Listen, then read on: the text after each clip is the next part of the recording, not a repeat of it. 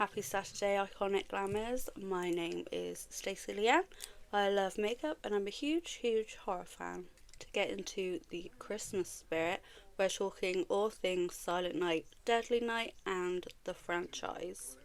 This week I did go in with Cosmic Beauty's 'Tis the Season palette. She's absolutely gorgeous. Look at that. Everything I use will be in the description down below. I'll link anything that I can. Don't forget to like and subscribe, maybe give it a share, help it go out. So grab your Santa suit and your axe and let's get into it. Silent Night, Deadly Night was released in 1984, the story of a young man named Billy Chapman who suffers from post-traumatic stress over witnessing his parents' murder on Christmas Eve by a man disguised as Santa Claus, and his subsequent upbringing in an abusive Catholic orphanage. In adulthood, Christmas holidays lead him into a psychological breakdown, and he emerges as a spree killer donning the Santa costume. Since its release, it has developed a cult following and spawned a series consisting of 4 sequels, with the 4th and 5th installments having no connection to the original films, as well as a loose remake in 2012. Another reboot is in development. The idea of corrupting childhood innocence was a deliberate creative choice. Producers explicitly aimed for shock value, controversy, and a ruined Christmas myth angle. And this is why marketing heavily featured a killer Santa, something almost never seen before. Billy's transformation into a killer is framed as a product of childhood trauma. Witnessing a Santa kill his parents and then enduring abusive Catholic orphanage discipline. Christmas, normally a safe, wholesome time, is turned into something terrifying. Santa represents a betrayal of innocence, a symbol that breaks when trusted adults become harmful. The orphanage scene critique strict authoritarian religion. Mother Superior's obsession with punishment mirrors Billy's future killing spree. Punish the naughty, punish the sinners. He simply internalizes her rules. Working in a toy store during the holiday season places Billy in the centre of commercialised Christmas, where cheer feels artificial and forced. His breakdown comments on holiday pressure and the dark side of festive expectations. The movie came out during a wave of holiday-themed slashers like Halloween, Friday the 13th and My Bloody Valentine. Producers wanted a Christmas-themed slasher to capitalise on the trend of turning holidays into horror settings. Parents groups and the PTA argued that the marketing, especially TV ads showing a murderous Santa, would traumatise children who might see the commercials, which I think is fair enough.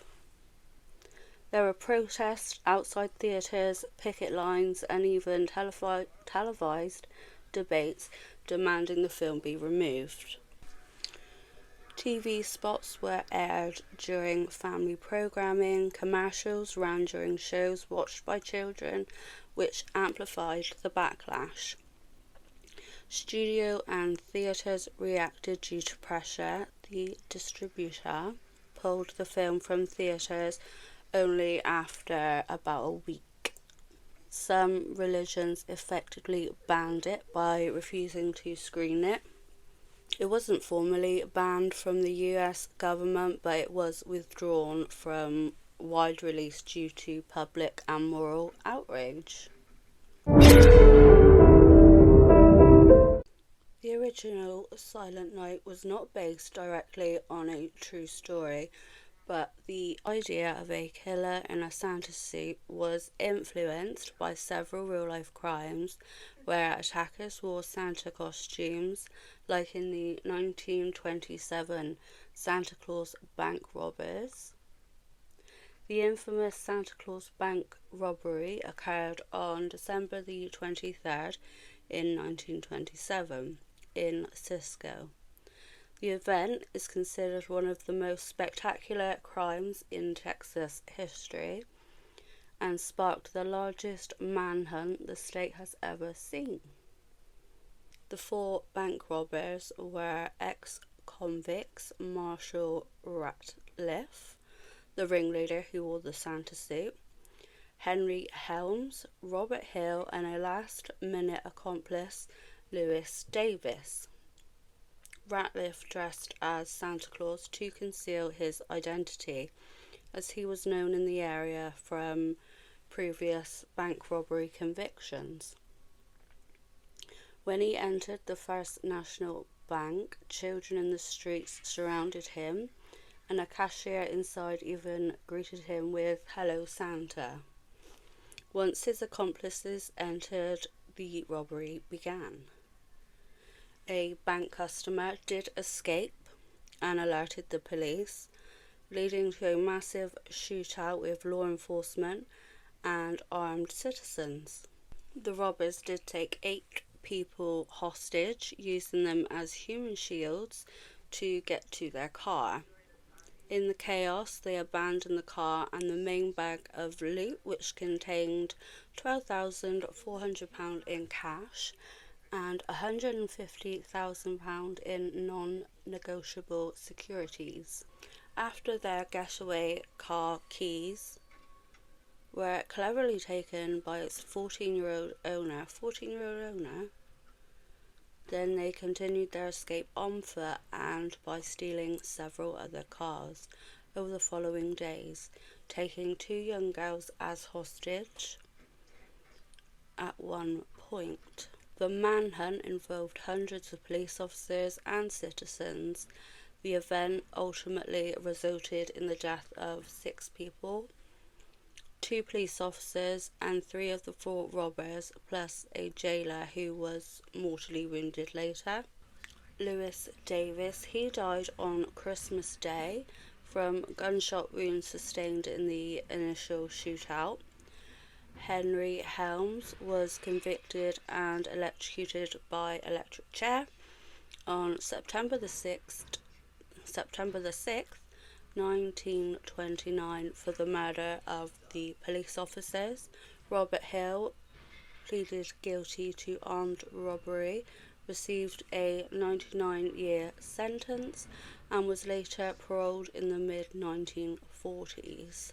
Marshall Ratliff was captured and sentenced to 99 years, but after attempting to escape the Eastland County Jail and mortally wounding a jailer in November 1928, an angry mob of over 1,000 citizens stormed the jail, dragged him out, and lynched him in front of a utility pole.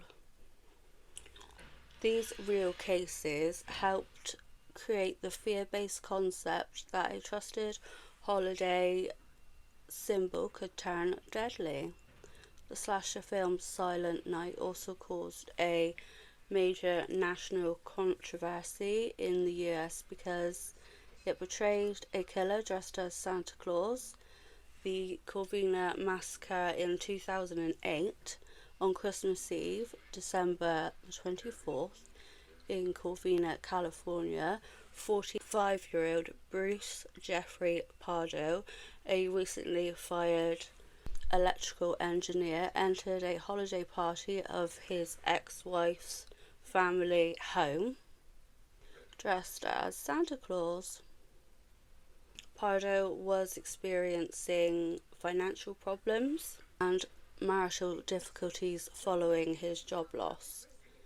He opened fire using a homemade flamethrower to set the house ablaze, killing 9 people in total, including his ex-wife and her parents. After the massacre, Pardo fled to his brother's house and committed suicide by shooting himself. The sheer horror of a killer in a Santa suit became a notorious example of a Christmas-themed crime that has since entered popular culture and true crime discussions. On Christmas Eve, 4 years after the events of the first film, Ricky Caldwell, nee Chapman, the now adult brother of serial killer Billy Chapman, is being held in a psychiatric hospital for a series of murders he himself committed. While being interviewed by a psychiatrist, Dr. Henry Bloom, Ricky tells the story of the murders his elder brother committed throughout a series of several flashbacks. The film is infamous for its heavy reliance on recycled footage from the first movie, but it is also celebrated by some for its hilariously over-the-top performance by star Eric Freeman as the gleefully psychotic Ricky. The narrative features Ricky recounting his life trauma, including his own descent into madness after witnessing his brother's rampage, leading to his own murder spree to punish the naughty. The film is infamous for its heavy reliance on the footage from the previous movie, in questioning how trauma reshapes memory. Ricky lives in Billy's shadow, suggesting violence can be absorbed secondhand and not just through experiences but through stories and obsession. The film's protagonist is Billy's younger brother, who continues the family legacy of Christmas-themed violence. Ricky's psychosis stems from witnessing his brother's death and being raised in the shadow, including the physically abusive nun. Ricky adopts a new set of justifications for his actions, believing he is punishing those who are naughty, much like his brother before him. A significant portion of the film is made up of the footage found from the original Silent Night, Deadly Night to provide Ricky's backstory. The movie was made as a quick sequel to capitalise on the original's success and was heavily criticised for its low-budget production and heavy use of flashbacks. Like the first film, the sequel also generated controversy for its violence and was pulled from theatres, gaining a cult-like following through home video releases. The film's lasting legacy is often attributed to Eric Freeman's performance as Ricky, who is frequently cited as a source of unique, campy entertainment value. The film's director, Lee Harry, was the editor of the first film, which likely made it easier to assemble the extensive flashback sequences. Ricky's kills often occur after he watches or critiques societal attitudes, like the Garbage Day scene. Garbage Day was improvised on set. The famous scene from part 2 wasn't heavily scripted. Actor Eric Freeman added much of the exaggerated delivery, which later became an internet meme decades after the release. Silent Night, Deadly Night, Better Watch Out is a direct-to-video 1989 slasher film. The film follows Ricky Caldwell, the Christmas-obsessed killer, from the previous 2 films, has been in a coma for 6 years after being shot multiple times by police. In a bizarre turn of events, a morally questionable doctor, Dr. Newbury, performs experimental brain surgery on Ricky, replacing part of his damaged skull with a transparent plastic dome.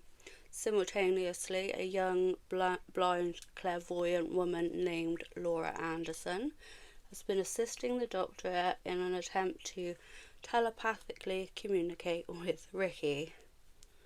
Ricky awakens from his coma on Christmas Eve, and now mentally linked to Laura, he escapes the hospital.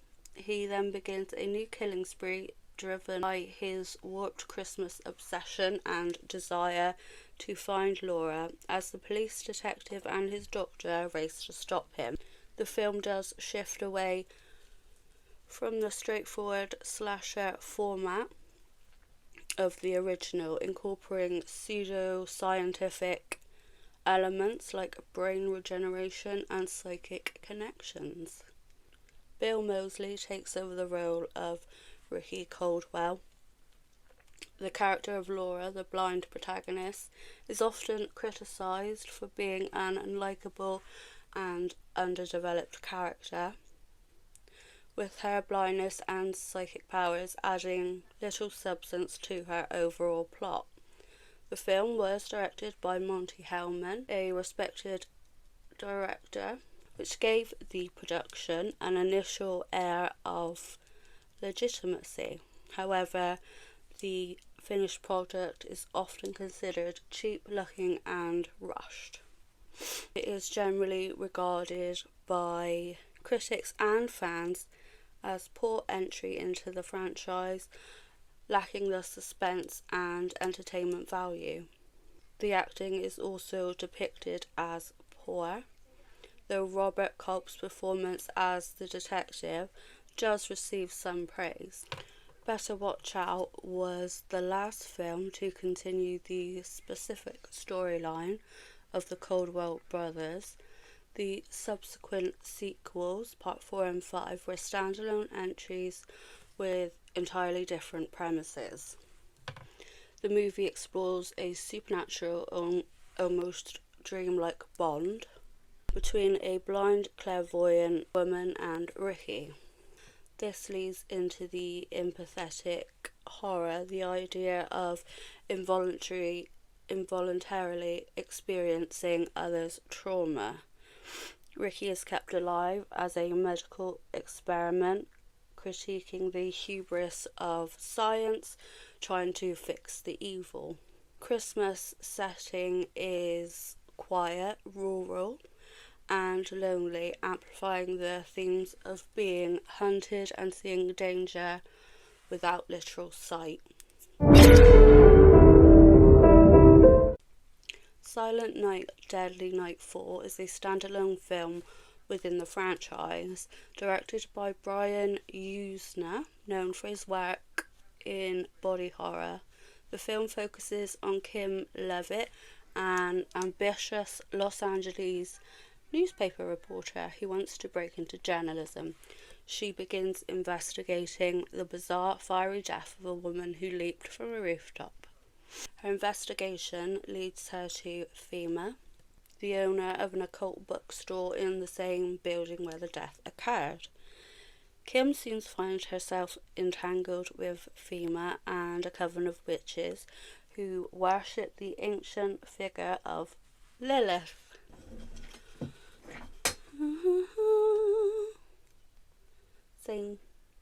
The coven is preparing for a sacrificial and rebirth ritual on Christmas Eve, and they select Kim as their next intended queen. The film completely abandons the serial killer Santa Claus narrative centered on the Caldwell brothers. It traces the slasher genre for a surreal, grotesque body horror and occult theme, featuring elaborate special effects and involving insects and giant maggots. Gross. crafted by Screaming Mad George. The Christmas setting is minimal and largely incidental to the main plot, serving primarily as a backdrop for the timing of the Coven's ritual. Completely unrelated to the previous story, the film focuses on a woman pressured by the patriarchal world of journalism and drawn into a female cult promising empowerment. Silent Night, Deadly Night Part 5, The Toy Maker, was released in 1991. The movie centres on a young boy, Derek, whose father is murdered by a mysterious killer toy left on their doorstep. Traumatised into silence, Derek is taken by his mother, Sarah, to a local toy shop run by the kindly Joe Petto, which is played by Mickey Rooney, and his peculiar reclusive son, Pino. Soon, more killer toys appear, leading Sarah to uncover the dark secret of the toy maker and his son. In a bizarre turn of events, it is revealed that Pino is actually an android created by Joe Petto to replace his biological son, who died years earlier. The deranged android Pino, not Joe Petto, is behind the new wave of murders, eventually donning a Santa suit himself in the climax. Kim, the main character from Part 4, makes a brief cameo appearance, establishing some continuity within the loosely connected later sequels. The film leads heavily into bizarre, campy horror with a touch of body horror and surrealism, similar in tone to its immediate predecessor, Silent Night, Deadly Night 4, Initiation. The practical effects and the Pino robot suit have been noted by fans and prop makers for their impressive craftsmanship given the film's low budget. The film is generally considered one of the better, more entertaining sequels in the franchise, praised for its inventive, albeit strange, premise and the sheer absurdity of the final act. Mickey Rooney's participation was particularly notable as he had been a vocal critic of the original film's controversy in marketing. The toy maker's creation acts as an extension of parental influence, commenting on how adults shape or weaponize their children. Critics struggle with manufactured identities akin to a puppet. Themes of what does it mean to be real surface through toys are generally a symbol of joy, but these have become instruments of harm, flipping the holiday metaphor into a dystopian territory. Silent Night 2012 is a loose remake of the 1984 original. The story takes place in the small, picturesque town of Cryer, Wisconsin, during the annual Christmas parade and holiday festivities. The killer, a man dressed as Santa Claus, goes on a violent killing spree, seemingly targeting individuals he determines to have been naughty. The police force, led by Sheriff Cooper and his resourceful deputy Aubrey, race to stop the killer. Aubrey is also dealing with personal trauma from the recent death of her husband. The film is noted for its brutally and varied death scenes, which include electrocution, impalement on a set of taxidermied antlers, a wood chipper and a flamethrower. A flashback at the end reveals the killer's origin story and his connection to Deputy Bradymore's father, who was the officer who shot the killer's own father, also a flame-throwing Santa. Really got to put these weapons down, Jesus. Decades earlier, This adds a layer of personal revenge to the rampage. The film leans into the 80s anything goes slasher vibe, prioritising entertaining gore and action over deep character development or a complex plot. The movie has a mixed reception, with some fans calling it an underrated slasher with great kills, while others found it a try-hard remake with weak writing and pointless characters. Silent Night 2021. This film features a group of friends who reunite for one final Christmas night before an ambiguous apocalypse will wipe all of humanity out. The movie blends satire and social commentary and dark comedy, though it shifts to a darker, more sombre tone in its latter half. The film stars Keira Knightley and Matthew Good and did receive mixed reviews, especially for its tonal shifts and pace. But its impact often rested on its shocking, if bleak, ending. A group of adults and children gather for what they know is their last Christmas together. They are aware of a poisonous annihilation cloud that will soon engulf the planet, and the government has provided exit pills for a quick and painless death. The group plans to enjoy their final hours, have a party, and then take the pills together. The film initially presents itself as a dark comedy about a dysfunctional family, but the true nature of the gathering is revealed as the impending doom of the world. The movie starts with a comedic and satirical tone, but becomes progressively more sombre and depressing as the characters confront their final moments. The upcoming 2025 Silent Night, Deadly Night is a horror re-imaging of the controversial 1984 cult classic. A new element in this version involves a young woman, Pamela, a colleague of Billy who he has feelings for, which challenges his dark path. The film is a slasher that blends classic horror elements with a dark sense of humour, featuring brutal and inventive kills. Reviews from its early screenings have noted a supernatural twist and a tonal pivot that makes it less straightforward than the original, adding elements like a guiding voice in Billy's head.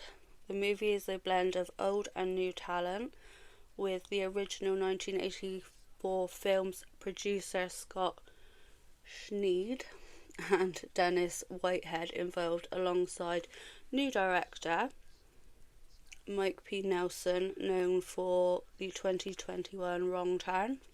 The killer's mask transforms Santa from a symbol of generosity to a symbol of righteousness, wrath, embodying the myth of Santa knows everything, even the bad. That rhymes. All the films twist holiday imagery, turning warmth into dread. Almost every killer is moulded by trauma, abuse, moral judgment, and societal pressures. This series repeatedly critiques consumerism, moralizing adults, and the pressure to appear cheerful. And that is the Silent Night franchise. The newest movie will release on December the 12th. I think I'm definitely going to check it out, get into the holiday spirit. Don't forget to like and subscribe, give me a comment, tell me your favourite horror movie. Stay spooky, stay glam, and I will see you next week.